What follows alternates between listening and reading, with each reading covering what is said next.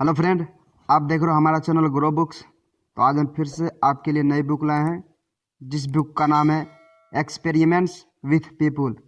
इसका मतलब social psychology के द्वारा रहस्यों को सुलझाना। इनका लेखक का नाम है रॉबर्ट पी अबिसन। तो चलिए बुक का आपको दो लफ्ज़ों में बताते हैं।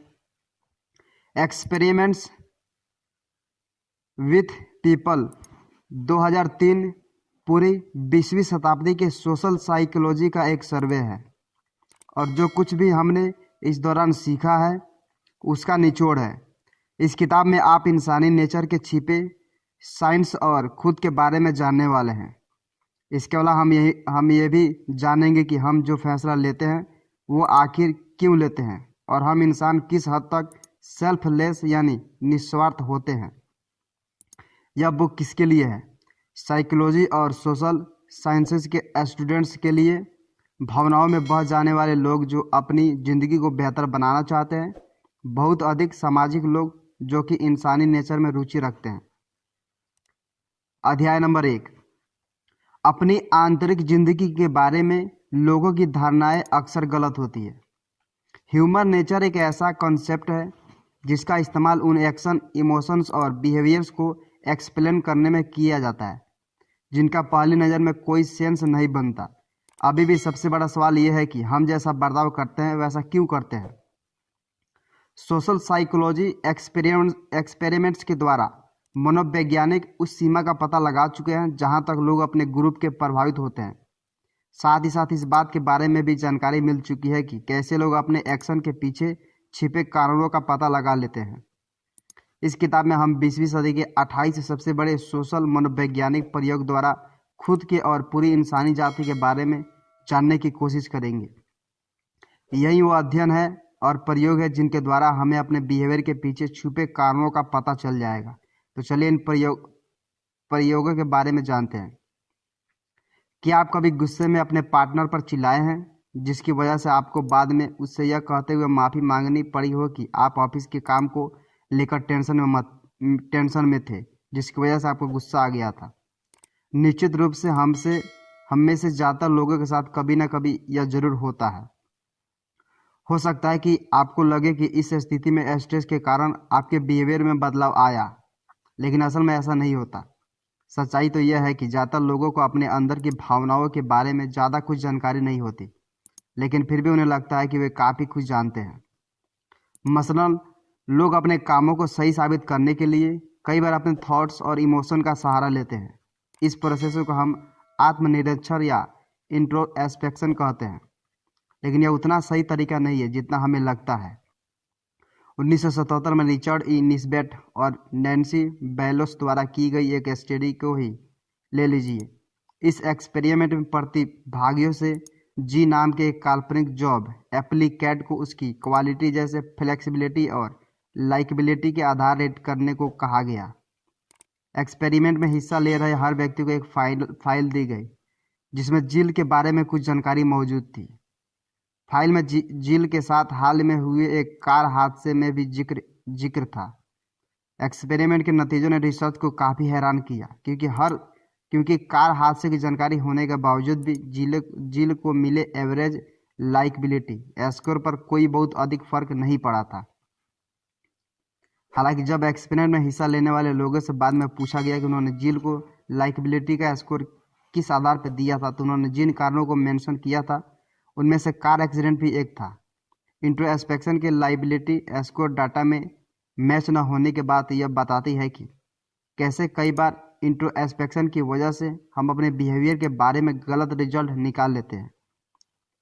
इसके अलावा ज़्यादातर लोगों की मेमोरी बहुत ज़्यादा अच्छी नहीं होती। हम अपनी यादों को बीते वक्त के हिसाब से नहीं, बल्कि वर्तमान समय के अपने बिलीफ्स के नज़रिए से देखना ज़्यादा पसंद करते हैं। कैथी मैकफार्लैंड, माइकल रॉस और नैन्सी डिकैरोयल के द्वारा साल 1993 में किया गया एक एक्सपेरिमेंट इस फैक्ट को अच्छी तरह साबित करता है कि इस एक्सपेरिमेंट में भाग लेने वाली महिलाएं अपनी पीरियड्स के बारे में डेली रिपोर्ट्स लिखती थी, और जब उनसे 2 हफ्ते बाद पूछा जाता था कि पिछली पीरियड के दौरान उन्हें कितना दर्द हुआ था, तो जितना दर्द और निगेटिव इमोशन उन्हें उस दौरान सहना पड़ा था वो उससे कई ज़्यादा दर्द की बात कहते थे। लेकिन ऐसा क्यों? क्योंकि ज़्यादातर लोगों को लगता है कि पीरियड्स काफ़ी दर्दनाक होते हैं, और इस प्रयोग में मौजूद प्रतिभागियों का यह भी मानना था कि उनकी इस धारणा की वजह से उन्हें अपने पीरियड्स हकीकत भी ज़्यादा दर्दनाक याद आ रहे थे। अध्याय नंबर 2। हम उन चीज़ों की कदर करते हैं जिनके लिए हमने मेहनत की होती है या फिर जिनसे हमें फ़ायदा होता है। हम हर रोज़ सैकड़े फैसले लेते हैं, जैसे अपने फ्री टाइम में क्या करें, डिनर के लिए क्या बनाना है। लेकिन ऐसी कौन सी साइकोलॉजिकल प्रोसेस है जो हमारे इस फैसलों को प्रभावित करती है? दरअसल हम उन चीज़ों को बहुत ज़्यादा वैल्यू देते हैं जिन्हें पाने के लिए हमने मेहनत की होती है, चाहे वो बेकार ही क्यों ना हो।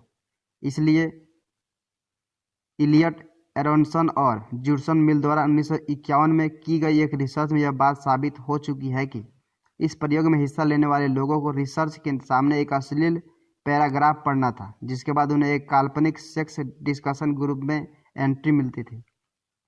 जो लोग इस टेस्ट को पास करते थे उन्हें एक sex discussion group session attend करने की परमिशन दी जाती थी, जैसे रिसर्चर द्वारा जानबूझकर बेहद बोरिंग बनाया जाता था। अश्लील पैराग्राफ पढ़ने के बाद लोगों को जो इनाम मिला वो उनकी उम्मीद के मुताबिक नहीं थी और बेहद बोरिंग था। बावजूद इसके जब प्रतिभागियों से उन्हें मिले इनाम के बारे में पूछा गया तो उन्होंने इसे एक अच्छा इनाम करार दिया, जबकि जिन लोगों को बिना टेस्ट पास किए सेक्स ग्रुप में एंट्री मिली थी उनके हिसाब से यह इनाम बिल्कुल भी अच्छा नहीं था। लेकिन सिर्फ मेहनत के आधार पर चीज़ों को वैल्यू देने से गलत निर्णय लेने की समस्या पैदा होती है, जिससे अक्सर हमारी काफ़ी नुकसान हो जाता है। इमेजिन कीजिए कि किसी देश की सरकार ने $2 अरब के अपने एक डैम प्रोजेक्ट पर $1 अरब रुपये पहले ही खर्च कर लिए हैं। इतना कुछ हो जाने के बाद अब इंजीनियर्स को एहसास होता है कि इस प्रोजेक्ट में कुछ दिक्कत है और बनने के बाद यह ज़्यादा अच्छी तरह से काम नहीं करेगा, इसलिए वे इसे बंद करने की सलाह देते हैं। लेकिन अब क्योंकि सरकार पहले से ही इसमें बहुत ज़्यादा पैसा लगा चुकी है, इसलिए वो इसे बंद करने के बजाय पूरा करने का फैसला करती है। डैम तैयार तो हो जाता है, लेकिन जितना पैसा यह डैम कमाता है उससे ज़्यादा खर्च इस डैम को चलाने में होता है। इस कहानी से एक बात समझ में आती है कि जो फैसला हम सबसे पहले लेते हैं वही अक्सर आगे फैसले में हमारी ऑप्शन बनाते हैं।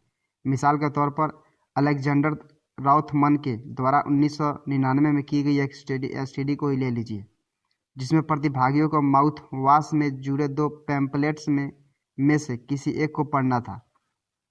एक पैम्पलेट में पॉजिटिव शब्दों का इस्तेमाल किया गया था, जैसे कि माउथ वॉश प्लाक का सफाया करने में मदद करता है, जबकि दूसरे पैम्पलेट में नेगेटिव शब्दों का यूज किया गया था, जो कि इस प्रकार थे: माउथवॉश न करने आपको प्लाक का सामना करना पड़ सकता है। दोनों वाक्यों का मतलब तो करीब करीब एक ही था, बस उनको पेश करने के तरीके में फ़र्क था। जिन लोगों ने पॉजिटिव वाक्य पढ़ा उनमें 67% लोगों ने इसका एक फ्री सैंपल ऑर्डर किया, जबकि नेगेटिव वाक्य पढ़ने वाले लोगों में से यह आंकड़ा सिर्फ 47% था। क्या आप खुद को एक ऐसा इंसान मानते हैं जो अपने दोस्तों की मदद करने के लिए हमेशा तैयार रहता है? हो सकता है कि आपने इस सवाल का जवाब हाँ में दिया है, लेकिन सच इतना क्लियर कट नहीं होता। जबकि मुसीबत आती है तो जुनूनी से भी जुनूनी लोग भी हौसला छोड़ देते हैं। इसका एक अच्छा उदाहरण है 1973 में जॉन डार्ले और डेनियल बर्टसन द्वारा की गई एक स्टडी, जिसमें थियोलॉजी स्टूडेंट को 2 अलग अलग बिल्डिंग्स में प्रेजेंटेशन देने को बोला गया था। एक बिल्डिंग में मौजूद स्टूडेंट से कहा गया है कि उनके पास प्रेजेंटेशन देने के लिए अभी काफ़ी समय बचा है, जबकि दूसरे बिल्डिंग वाले से कहा गया कि वे पहले लेट हो चुके हैं। अपनी अपनी बिल्डिंग्स में जाने के दौरान सभी प्रतिभागियों को एक व्यक्ति से मिलवाया गया, जिसने उनसे मदद मांगने का दिखावा किया। जिन लोगों को लेट हो रहा था उनमें से सिर्फ 10% लोग उस व्यक्ति की मदद करने के लिए रुके, चाहे वे कितने भी धार्मिक क्यों न थे। जबकि जिन लोगों के पास काफ़ी समय था उनमें से 63% लोगों ने उस व्यक्ति की मदद की। यहाँ पर दूसरा फैक्ट जो सामने आता है वो है कि लोग अक्सर दूसरी स्थितियों पर ज़्यादा ध्यान नहीं देते। 1967 में एडवर्ड्स जोनस और विक्टर हैरिस द्वारा कंडक्ट की गई स्टडी को ही ले लीजिए, जिसमें पाया गया है कि लोग अपने बिहेवियर को सिचुएशन के हिसाब से डिफाइन करते हैं, जबकि दूसरे के बिहेवियर को वह करेक्ट के बेसिस पर डिफाइन करते हैं। मसलन अक्सर हम कहते हैं कि यार मैं तुम्हें कॉल नहीं कर पाया क्योंकि मैं मीटिंग्स में बहुत बिजी था। वहीं अगर किसी व्यक्ति ने हमें कॉल नहीं की तो हम सोचते हैं कि उसने मुझे कॉल नहीं करी, वो बहुत सेल्फिश है। इसलिए यह ज़रूरी है कि हम दूसरे की सिचुएशन को भी समझने का प्रयास करें। और कभी कभी हम खुद को जिस स्थिति में पाते हैं, हम उससे बाहर निकलना चाहते हैं। मिसाल के तौर पर, अगर आपके पड़ोसी में पार्टी चल रही है और इसमें आपको नींद आ रही है, तो निश्चित तौर पर आप अपनी पार्टी को शोर को अपने दिमाग से बाहर निकालने की पूरी कोशिश करेंगे। वहीं अगर इस दौरान आप पहले ही तनाव में हैं, तो आपके पास इतनी ताकत नहीं होगी कि आप उस शोर से लड़ सकें। इससे आप उस शोर के बारे में बार बार सोचने लगेंगे और आपकी वह आवाज़ और ज़्यादा परेशान करने लगेगी। ऐसी स्थिति में बेहतर रहेगा कि हम जो करना चाहते हैं उसका उल्टा करें। मैथ्यू आर्न्सफील्ड द्वारा 1996 में की गई स्टडी का यह भी मानना था कि एक एक्सपीरियंस में तेज म्यूजिक सुन रहे लोगों को बेहद जल्दी से नींद आ गई। ऐसा इसलिए हुआ क्योंकि उन्होंने को सुलाने के बजाय जगाए रखने की कोशिश की। इसलिए ऐसा परिस्थिति में विपरीत सोच रखना फायदेमंद हो सकता है। अध्याय नंबर 3, हमारी दिमागी प्रोसेस की वजह से हम अक्सर कई सिचुएशन को मिस जज करते हैं। हर रोज़ हमारा सामना नए और स्ट्रेंज चैलेंज से होता है। तो अब सवाल ये उठता है कि हम इन चैलेंज से कैसे निपट सकते हैं और कैसे स्ट्रेटजी से अपना काम कर सकते हैं।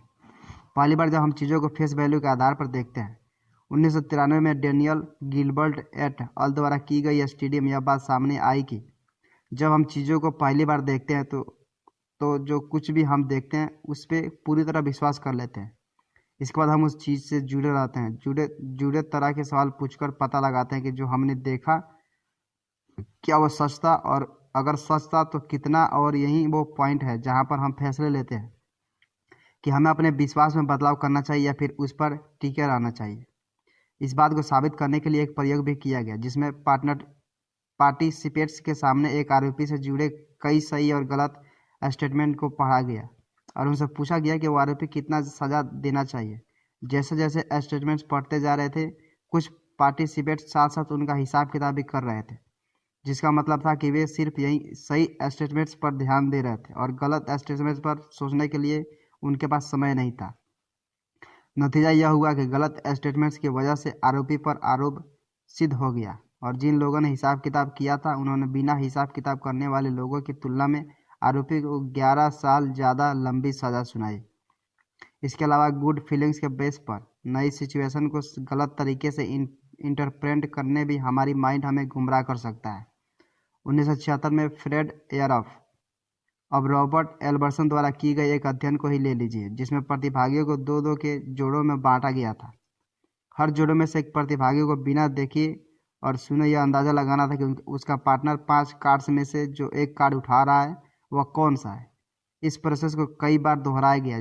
अब इसके बाद गेस करने वाले व्यक्ति से यह गेस करने को कहा गया कि इसके हिसाब से उसने अपने पार्टनर द्वारा उठाए गए कार्ड को कितना बार सही तरीके से गेस किया है। ज़्यादातर प्रतिभागियों ने अपना सक्सेस रेट पर 26% के आसपास होने का अंदाज़ा लगाया, जो कि सिर चांस से बहुत ज़्यादा डिफरेंट नहीं है। एक ग्रुप के प्रतिभागियों को प्रयोग से पूर्व अपने पार्टनर के साथ कुछ प्रैक्टिस राउंड खेलने का मौका मिला। इस दौरान वे अपने पार्टनर से बातचीत कर सकते थे और एक दूसरे के साथ अपने विचार शेयर कर सकते थे। हैरानी की बात तो ये रही कि जब इन प्रतिभागियों से प्रयोग के दौरान इनका सक्सेस रेट गेस करने को कहा गया तो उनका जवाब लगभग 50% था। प्रयोग से पहले एक दूसरे से मिलने और थोड़ी सी प्रैक्टिस कर लेने से प्रतिभागियों के बीच एक इंटीमेसी बन गई थी, जिसे इस प्रयोग के प्रयोगकर्ताओं ने गुड वाइब्स का नाम दिया। जिन प्रतिभागियों ने इन गुड वाइब्स को महसूस किया, उनके अनुसार प्रयोग के दौरान उन्हें ऐसा एहसास हुआ कि उन्होंने अपने पार्टनर के साथ टेलीफोन पर बात की हो। अध्याय नंबर 4, अक्सर हम दुनिया का सामना करने के लिए कल्पना को हकीकत मान लेते हैं। अभी हमने जाना कि हम किस तरह से नई सिचुएशन को अक्सर मिसज करते हैं, लेकिन यह जानना भी जरूरी है कि और कौन कौन सी प्रक्रिया है जो हमें दुनिया से डील करने से मदद करती है। अक्सर लोग खुद को यह विश्वास दिलाने की कोशिश करते हैं कि सब कुछ सही है। कल्पना कीजिए कि आपको किसी दिन महसूस होता है कि जैसे आपको कोई बहुत गंभीर बीमारी है। उस बीमारी का एक लक्षण सिम्पटम भूख न लगना है, जो अपने आप में मौजूद है। अब यह लॉजिकल बात है, यह आपको एक बार डॉक्टर को जाकर दिखाना चाहिए। हालांकि जॉर्ज क्रूटन और अमोस ट्वेर्स्की द्वारा 1980 में की गई एक स्टडी के मुताबिक ऐसी परिस्थिति में हमसे ज़्यादातर लोग डॉक्टर को नहीं दिखाते, बल्कि इसके बजाय एक दूसरी रास्ता चुनते हैं। हमें से ज़्यादातर लोग ऐसी स्थिति में अपनी भूख बढ़ाने पर जोर देते हैं क्योंकि हमें लगता है कि हम अपने बीमारी का लक्षण नहीं दिखेंगे, इसका मतलब हमें बीमारी नहीं है। इस चक्कर में ज़्यादातर लोग ज़्यादा खाना शुरू कर देता है ताकि वे खुद को यह यकीन दिला सके कि वो एकदम ठीक है। सोशल रोल्स रैशनलाइज करने के लिए अक्सर लोग जेंडर स्ट्रेटजी बनाते हैं जो उन्हें दुनिया को समझने में मदद करता है। 1990 में कट हार्फन और नैन्सी हर्स्ट ने अपने एक अध्ययन में प्रतिभागियों के दो काल्पनिक जातियां रेसेस पेश की जिन्होंने उन्हें एक माइंस और अरेंथेंस नाम दिया। रिसर्च ने प्रतिभागियों को बताया कि इनमें से एक स्पीसीज घर परिवार संभालने वाले चाइल्ड राइसर लोगों की, जबकि दूसरी स्पीसीज खासतौर पर बिजनेस करने और इंडस्ट्री से जुड़े कामों के लिए जानी जाती है। प्रतिभागियों की यह बात ताने में जरा भी देर न लगी कि बच्चे पालने वाली स्पीसीज के लोग ज़्यादा सेंसिटिव होंगे, जबकि बिजनेस करने वाले स्पीसीज के लोग ज़्यादा सेल्फ कॉन्फिडेंस और ईगो वाले होंगे। इसके बाद जब प्रतिभागियों को इन दोनों स्पीसीज में मौजूद अलग अलग सोशल रोल्स के बारे में बताया गया तो उन्होंने अपनी पुरानी धारणाओं के आधार पर ही इन स्पीसीज के लोगों के व्यक्तित्व की कल्पना की। ऐसी ही कुछ स्थिति हमारे समाज में जेंडर के साथ भी मौजूद है। हम सब जानते हैं कि दुनिया ज़्यादातर बड़ी कंपनियों के सीईओ पुरुष है, लेकिन ऐसा क्यों? ज़्यादातर लोग इसी वजह से पुरुष के मजबूत और असर्टिव व्यक्ति को मानते हैं, जिसकी वजह से बिजनेस को महिलाओं की तुलना में ज़्यादा बेहतर ढंग से संभाल पाते हैं। हालांकि काल्पनिक जातियों पर की गई एलियन रेस स्टडी के मुताबिक सच्चाई बिल्कुल विपरीत है। इसके मुताबिक पुरुष असर्टिव है, इसलिए वह ज़्यादा संख्या में सीईओ नहीं है, बल्कि क्योंकि ज़्यादातर कंपनियों के सीईओ पुरुष है इसलिए हमें असर्टिव मानते हैं। अध्याय नंबर 5, ग्रुप लॉयल्टी और दबाव से हमारा व्यवहार बेहद गहराई से प्रभावित होता है। जब आप अकेले होते हैं और जब लोगों के साथ होते हैं तो क्या आपके व्यवहार में फ़र्क होता है? ज़्यादातर लोगों के होता है, और इसलिए हम दुनिया को उसी नज़रिए से देखते हैं जिस नज़रिए से हमारा ग्रुप देखता है। 1954 में अल्बर्ट हस्टाफ और हेनरी कंट्रिल द्वारा किए गए एक अध्ययन को ही ले लीजिए। इस प्रयोग में प्रिंसटन और डार्टमाउथ स्टूडेंट्स में हाल ही में हुए इन दोनों स्कूलों के बीच हुए एक कंट्रोवर्शियल फुटबॉल मैच के बारे में पूछा गया। प्रिंसटन के करीब 90% फैंस ने डार्टमाउथ को इस कंट्रोवर्सी का जिम्मेदार माना, जबकि डार्टमाउथ के 90% से ज़्यादा फैंस का मानना था कि मैच में विवाद प्रिंसटन की वजह से हुआ था। इसका मतलब अगर कोई टीम हार रही है या टीम की वजह से लोगों को ईगो हर्ट हो रहा है तो उसके ज़्यादातर फैंस उसका सपोर्ट करना कम कर देते हैं। यही बात रॉबर्ट कैलाडिनी और उनके टीम ने 1976 में अपनी एक्सपेरिमेंट्स की सीरीज में साबित की है। सबसे पहले एक्सपेरिमेंट जो जानबूझकर लोगों को ईगो हर्ट करने के लिए उन्हें बताया गया कि जो उन्हें दिया गया था उन्होंने उसमें बहुत ही बेकार प्रदर्शन किया। इसके बाद उनसे हाल ही में हुए एक मैच के बारे में पूछा गया। इस दौरान अपनी फेवरेट टीम की हार को डिस्क्राइब करने के लिए हम और हमारी टीम जैसे पर्सनल प्रोनाउंस का प्रयोग जीत को डिस्क्राइब करने की तुलना में 3 गुना कम बार किया गया था। इससे यह बात साबित होती है कि जब किसी चीज़ से लोगों को ईगो हर्ट होता है या फिर इनकी साख में कमी आती है तो लोग उसे पर स्वाभाविक रूप से दूर होने लगते हैं। हालांकि कुछ ग्रुप प्रेशर ऐसे होते हैं जिनसे हम चाहकर भी नहीं बच सकते, जैसे कि सोशल नॉर्म्स के मामले में होता है। सोशल नॉर्म्स हमारे व्यवहार को सही बनाने में मदद करता है। सोशल नॉर्म्स का एक छोटा सा उदाहरण है सॉरी और थैंक यू जैसे सेंटेंस है। ये नॉर्म्स बेहद पावरफुल हो सकते हैं। यह बात 1995 में सोलोमन अस द्वारा किए गए एक अध्ययन में साबित हो चुकी है। इस प्रयोग में प्रतिभागियों के एक कार्ड दिखाया गया जिसमें 3 लाइनें लिखी थी और उनसे पूछा गया कि उनमें से कौन सी लाइन दूसरे कार्ड के एक लाइन में मैच करती है। प्रतिभागियों ने इस टास्क में 99% बार सफलता मिली। प्रयोग के दूसरे राउंड में प्रयोगकर्ताओं ने प्रयोग में कुछ एक्टर्स यानी नए लोगों को शामिल किया जो प्रयोगकर्ताओं के इंस्ट्रक्शन को सीक्रेटली फॉलो कर रहे थे। प्रयोगकर्ता ने उन्हें पहले से ही बता रखा था कि उन्हें जानबूझकर सिर्फ और सिर्फ गलत जवाब देने हैं, जिसको उन्होंने सही से फॉलो भी किया। इन एक्टर्स के गलत जवाबों की वजह से असली प्रतिभागियों ने भी 31 से 37% बार गलत जवाब दिया, जबकि पहले राउंड में गलत जवाब देने का प्रतिशत सिर्फ 1% था। और ऐसा होने की वजह सिर्फ और सिर्फ ग्रुप नॉर्म्स थे, यानी प्रतिभागियों ने गलत जवाब देने वाले एक्टर्स को फॉलो किया। हैरानी की बात तो यह है कि जब अगले राउंड में एक एक्टर ने सही जवाब दिया तो इससे प्रतिभागियों के गलत जवाब देने का प्रतिशत 10% कम हो गया। इससे हम अंदाज़ा लगा सकते हैं कि ग्रुप नॉर्म्स हमें किस हद तक प्रभावित कर सकते हैं। अगली बात यह है कि ग्रुप लोगों का व्यवहार खराब करते हैं। हम सब जानते हैं कि ग्रुप में होने भर से ही इंसान का व्यवहार बदल जाता है और ग्रुप का प्रेशर हमें गलत चीज़ों को करने पर मजबूर कर देता है। शॉर्ट में कहें तो हम जितने ज़्यादा लोगों से घिरे होते हैं उतने ही कम मददगार होते हैं, क्योंकि ग्रुप में हम अक्सर अपनी जिम्मेदारी भूल जाते हैं। उदाहरण के लिए सड़क पर बहुत सारे लोग होते हैं, लेकिन अगर वहाँ पर किसी का एक्सीडेंट हो जाता है तो बहुत ही कम लोग मदद करने के लिए आगे जाते हैं। ऐसा इसलिए होता है क्योंकि ग्रुप में हम अपनी जिम्मेदारी नहीं समझते। जॉन डार्ले और बिग लातने के 1968 में किए गए एक अध्ययन में यह बात साबित हो चुकी है कि इस प्रयोग में प्रतिभागियों को एक सुनसान कमरे में अकेले बैठाया गया, जहां उन्हें एक व्यक्ति के दौरे पढ़ने की रिकॉर्डिंग सुनाई गई। रिकॉर्डिंग से ऐसा महसूस हो रहा था कि जैसे कि यह घटना उसके आसपास की ही हो रही है। प्रतिभागियों के कमरे के बगल वाले कमरे में कुछ लोग मौजूद थे। प्रयोग में पाया गया कि जैसे जैसे उस कमरे में लोगों की संख्या बढ़ रही थी, वैसे वैसे प्रतिभागियों की उस व्यक्ति की मदद करने की संभावना कम हो रही थी। दूसरी चीज़, डिविड, जिसका मतलब है ग्रुप में अपनी पहचान खो देना, अक्सर मिसबिहेव करने लगते हैं। मसलन एडवर्ड डिनर द्वारा 1976 में किए गए एक अध्ययन को ही ले लीजिए, जिसमें इस आइडिया को हैलोवीन के मार्क पर टेस्ट किया गया था। डिनर के इस प्रयोग में सिएटल के 27 घरों के फ्रंट पोर्चेस में कैंडी और कॉइन्स से भरी एक बाल्टी रखी गई। इसके बाद बच्चों को एक एक्टर ने ग्रीट किया, जिन्हें उन्हें बाल्टी में से सिर्फ एक कैंडी निकालने के लिए कहा गया। आपको क्या लगता है कि बच्चा ने एक्टर का कहना माना?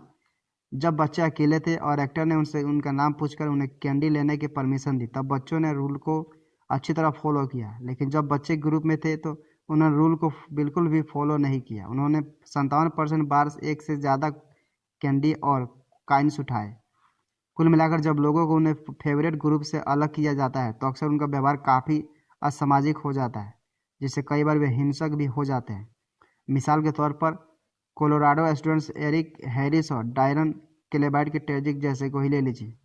20 अप्रैल 1999 को उन्होंने जब कोलम्बाइन हाई स्कूल में फायरिंग की, जिसमें 13 लोगों को अपनी जान गंवानी पड़ी और 24 लोग घायल हुए। आखिर में इन दोनों बच्चों ने खुद को भी मौत के घाट उतार दिया। जांच के दौरान पाया गया कि एरिक और डायलन अच्छे दोस्त थे और उनके पेरेंट्स ने उन्हें एक दूसरे से अलग कर दिया था, जिसकी वजह से उन्हें इस घटना को अंजाम दिया। अध्याय नंबर 6, आकर्षण, अट्रैक्शन और प्रेजुडाइस सबकॉन्शियस फैक्टर से काफ़ी हद तक प्रभावित होते हैं। हम कुछ लोगों की तरफ बहुत ज़्यादा आकर्षित होते हैं, जबकि ऐसा बहुत सारे लोग हैं जो हमें ज़्यादा आकर्षक नहीं लगते। ऐसा क्यों? अक्सर ऐसा इसलिए होता है क्योंकि कुछ लोगों के साथ हम वक्त बिताते हैं जिससे वे हमें आकर्षक लगने लगते हैं। इस फिनोमिना को एक्सपोज इफेक्ट कहा जाता है। इस सिद्धांत के अनुसार जितना ज़्यादा हम किसी चीज़ के साथ घुलते मिलते हैं, उसे जानते समझते हैं, उतने ज़्यादा हम उसे एंजॉय करते हैं। इस कॉन्सेप्ट को थियोडोर मीटा ने 1977 में की गई उनकी स्टडी में साबित किया। मीटा ने अपने प्रयोग शादीशुदा कपल्स पर किया। उन्होंने हर एक कपल को उसके फीमेल पार्टनर के चेहरे की 2 तस्वीरें दिखाई।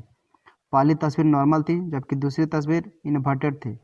फीमेल पार्टनर जिसकी तस्वीर दिखाई गई थी, उन्हें अपनी इन्वर्टेड पिक्चर को ज़्यादा पसंद किया क्योंकि उसे हर रोज़ खुद को शीशे में देखने की आदत थी, जबकि उसके पार्टनर ने उसकी नॉर्मल पिक्चर को ज़्यादा पसंद किया क्योंकि वह हर रोज़ उसे फेस टू फेस दिखता था।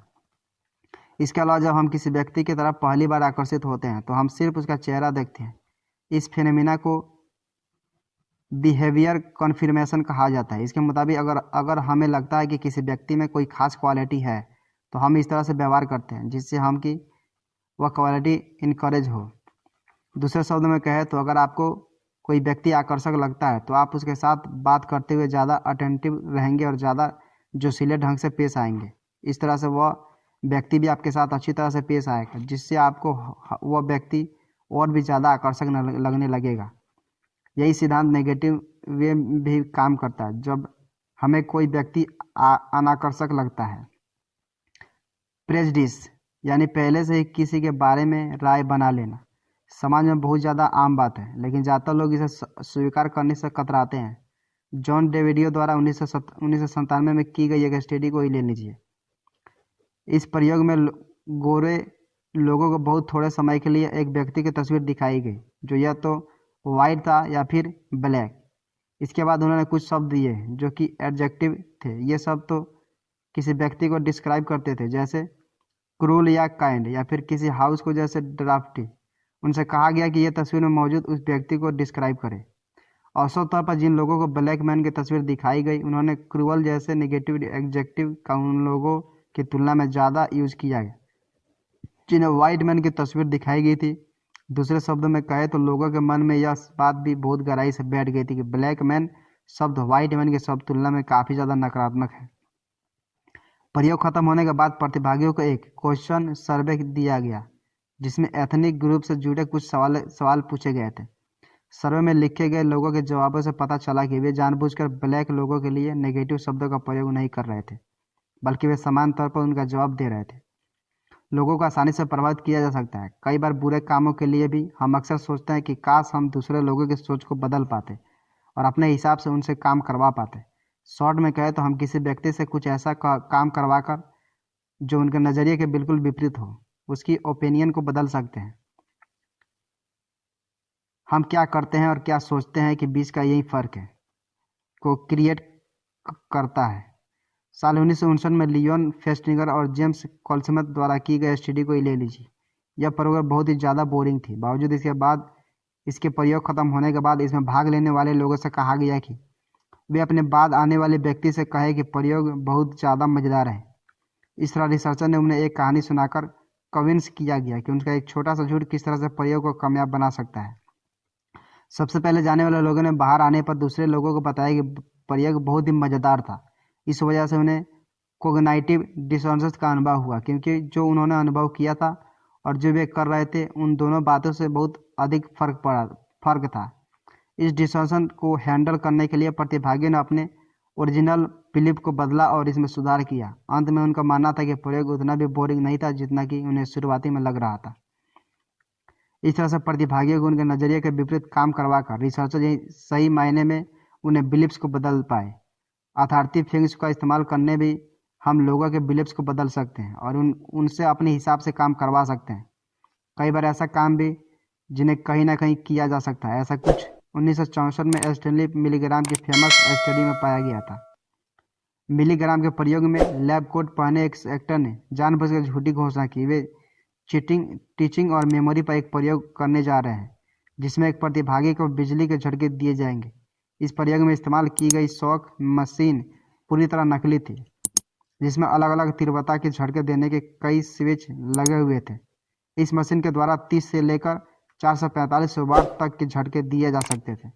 इस मशीन के एक बटन पर एक्स एक्सेस भी लिखा हुआ था। प्रयोग में सबसे पहले एक प्रतिभागी को बुलाया गया जो कि एक एक्टर भी था।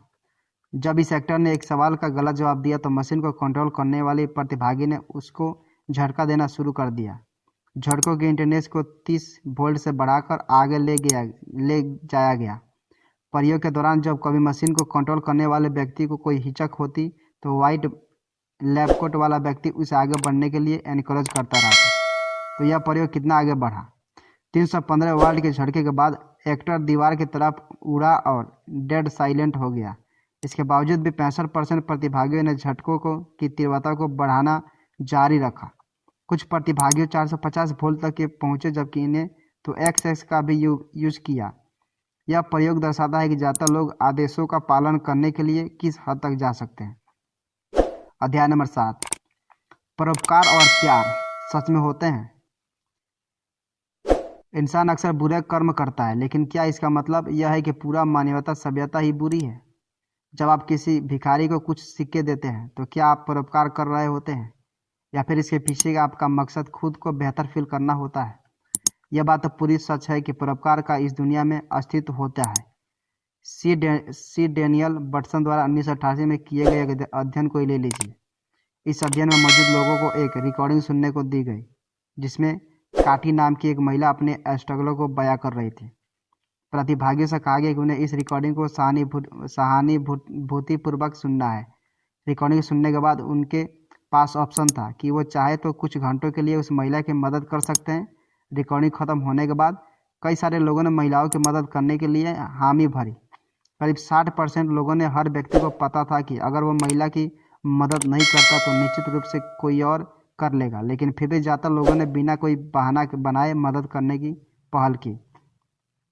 इस तरह देखा जाए तो ये सब लोग निस्वार्थ भाव से काठी की मदद कर रहे थे। इस तरह हम कह सकते हैं कि परोपकार यानी अल्ट्रुइज्म सच में होता है, मगर ह्यूमन नेचर से जुड़े एक बहुत बड़े फैसले सवाल का जवाब मिलना अभी भी बाकी है, जो है व्हाट इज लव, यानी प्यार क्या है। प्रयोगकर्ताओं ने प्यार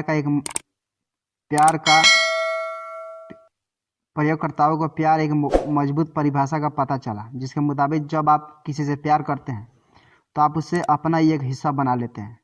दूसरे शब्दों में कहें तो उसका सुख आपका सुख बन जाता है और उसके दुखी होने पर भी आप दुखी हो जाते हैं। आर्थर आरोन और उनके टीम ने 1991 में एक सोशल साइकोलॉजी लैब में प्यार की इस परिभाषा को टेस्ट करने का फैसला किया। आपने इस प्रयोग में अपने प्रतिभागियों के सामने कुछ फैक्ट्स पेश किए और उनसे कहा गया कि जो फैक्ट्स आपसे जुड़े हैं उन्हें एमी कैटेगरी में रखिए और जिनका आपसे कोई संबंध नहीं है उन्हें नॉट मी में रखिए। कुछ फैक्ट्स में ऐसे थे जो व्यक्ति तो नहीं जुड़े थे, लेकिन उनके लाइफ पार्टनर से जुड़े थे। जैसे, मैं बाल्टीमोर में पला बड़ा। यह फैक्ट एक व्यक्ति के लिए सही नहीं था, लेकिन उसके पार्टनर के लिए सही था, क्योंकि उसने अपना बचपन बाल्टीमोर में गुजारा था। ऐसा सवाल का जवाब देने में ज़्यादातर लोगों को हिचक हुई जो उनके पार्टनर से जुड़े थे, लेकिन इस हिचक का कारण क्या था? प्रयोगकर्ताओं के अनुसार ऐसा इसलिए हुआ क्योंकि लोग अपने पार्टनर से जुड़े फैक्ट के साथ जुड़ा हुआ महसूस कर रहे थे। दूसरे शब्दों में कहें तो वे अपने पार्टनर और उसके अनुभवों को अपने ही एक हिस्से के रूप में महसूस कर रहे थे। कुल मिलाकर मानव व्यवहार और हम खुद से और दूसरे से कैसे रिलेट करते हैं, सोशल साइकोलॉजी इस बारे में हमें काफ़ी कुछ बताती है। 20वीं सदी में मानव व्यवहार पर हुए प्रयोग के द्वारा हम बेहतर तरीके से जान सके कि हम जो करते हैं वो क्यों करते हैं और वह कौन सी चीज़ है जो हमारे दिमाग को चलाती है या उसे कंट्रोल करती है।